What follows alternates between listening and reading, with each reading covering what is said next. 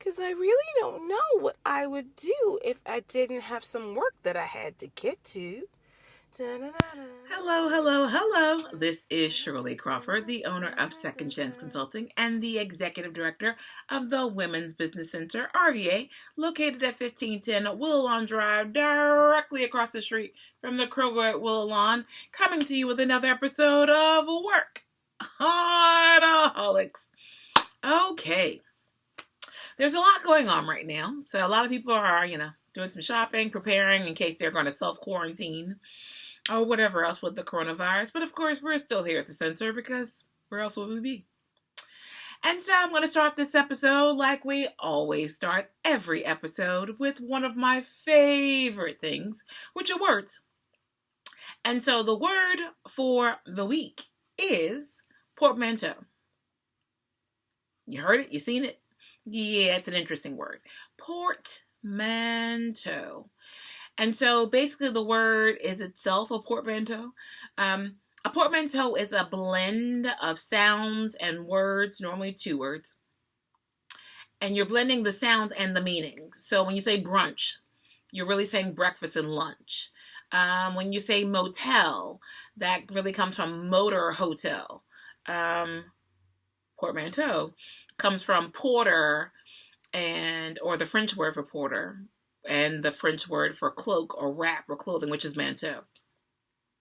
And so that's kind of how that all came about. Portmanteau. I know you wonder where it comes with these words. I don't know.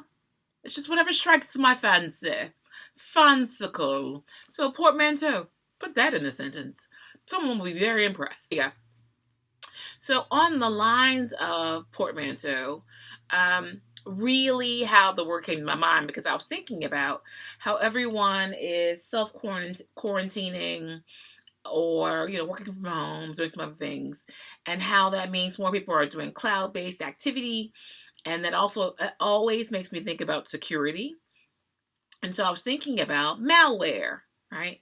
Malware, which is a portmanteau for malicious software. It's when someone is intentionally trying to do damage to the rest of us. And it used to be when those types of viruses and things came out, they were only applied to PCs, because apparently many of them were created by former IBM or Microsoft or, PC people, PC makers. And so because they were dissatisfied, they would create viruses because they knew better than anyone else how to attack your system because they created it. And so now you find a few more that are Mac related. But it used to be if you had a Mac, you were secure, you were safe. So anyway, malware, sometimes you get it when you open up one of these random email messages, and they're like, sign up here, or do this, and you click, and then all of a sudden, you got a virus or a bug, or some of them, the maliciousness is so that they can track your information.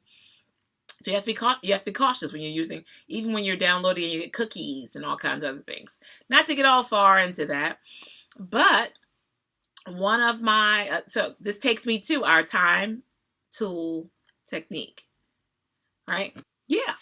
Okay, so our time tool technique, tying it in with malware, which of course it comes to my mind because of the portmanteau piece. For those of you who don't have really good software on your computers, you really should. At this day and age, you really even should have software on your phones, because you're using your phone the same way you use the computer, which means you're opening yourself up to a lot more opportunities and gateways for attack. So rather than give you this long, hefty list of, do you have this software, I'm going to tell you my little secret. For eons, okay, not eons because I haven't been alive that long, but pretty darn close as far as my online computer life, I've used, I utilize CNET, C as in capital, net, like the web is a net, net.com. CNET.com is one of my favorite websites to utilize to find out about new technology, to find out they do an excellent job. Every time someone has a debate about this phone or that phone, I can just go to CNET and someone has already gone to the pre-launch party and tested it, and they come back and say, here's the editor's choice, here's why, this is what this does. So for every software, every piece of technology, every newfangled technology piece, they've already done the homework. So I'm all for it. I trust you, and you've done the homework. I'm not affiliated, but I am a fan. An all-out fan. Geeks rule. Okay, so with that in mind, I love CNET. CNET also has a piece of their site, which is cnet.download.com. I'm pretty sure. Download.cnet.com. So whenever I need to get software, because I am frugal to the max. If you've not heard this before, I don't know why not, because I talk about free stuff all the time. If I'm downloading one of those free softwares, I don't go straight to the Play Store or Google Store. Oh, no. I go straight to download.cnet.com, and I see if they have it, because they will have ranked and rated each of the softwares. You can see people's reviews. You have the editor's choice, and then you have feedback from people like you and me who are, regular everyday customers. I love that. And I also trust that when I download it from them. Now, there are ads around their pages. I don't trust all that. I trust it when I'm downloading it directly from CNET. I trust it. And something I recommend you download if you haven't already is Malware Bytes.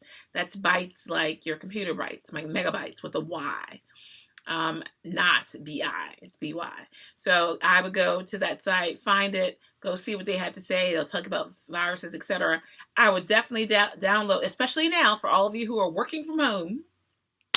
Great time to make sure you have malware. Malware Bytes is the one I generally prefer, but hey, you don't have to listen to me. Check CNET.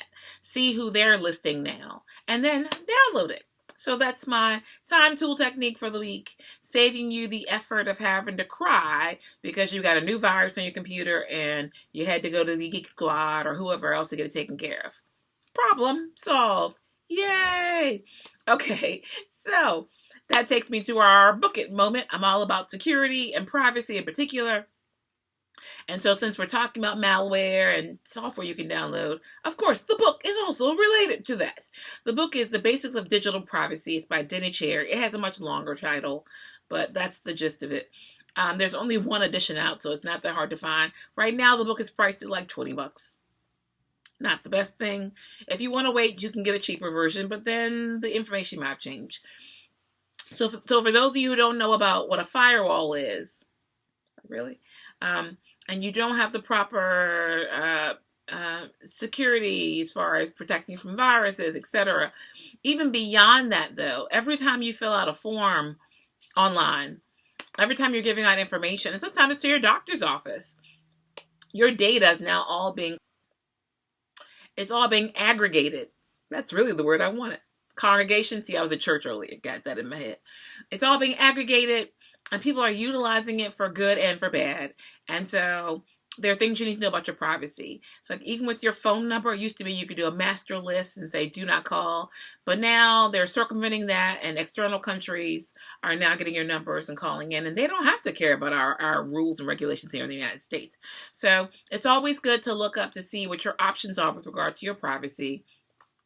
Like even with regards to like when you get in credit card applications at home, shredding them if you're not utilizing them. So some of the things you need to do are offline as well. Okay, so just our notes for privacy, security, especially for all of you who are working from home right now because you're concerned about coronavirus. But even in general, these are good things to know. So that's the one thing I can say about right now. It's just making you think to do things you should have been doing all along.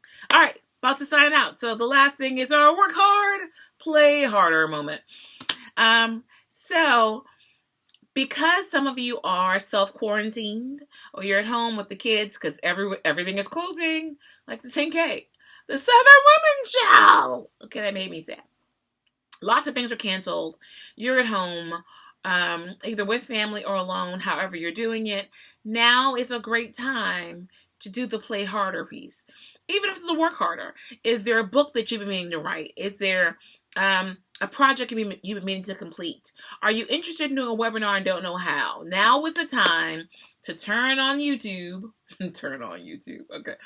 Go to YouTube and look up different videos about the projects and things that you're interested in doing. Make this time count. Now, for those of you who were like I was not too long ago and you're all burnt out, it's a great time to rest. And God said rest. On the seventh day, even God rested. If that's what you need, then that's what you do. You figure that out.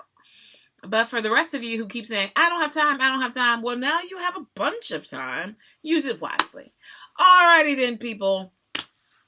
As I always say, live better, do better, be better, and like, share, subscribe. Like, share, subscribe. Like, share, subscribe. And happy entrepreneuring. Ta-ta! Because I really don't know what I would do if I didn't have some work that I had to get to.